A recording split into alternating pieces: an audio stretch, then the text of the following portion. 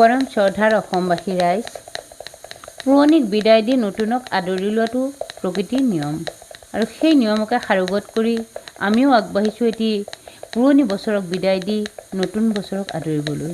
আৰু সেই নতুন বছৰক আদৰাৰ প্ৰাক মুহূৰ্তত মই এটি বিহুসুৰীয়া গীত নিজে লিখি গাবলৈ চেষ্টা কৰিছোঁ। যদি গীতটি ভাল লাগে আপোনালোকে এটা লাইক কমেণ্ট কৰি আৰু মোৰ চেনেলটো ছাবস্ক্ৰাইব কৰি দিয়ে যেন। পুৰণিক বিদায় দি নতুনক আদৰা,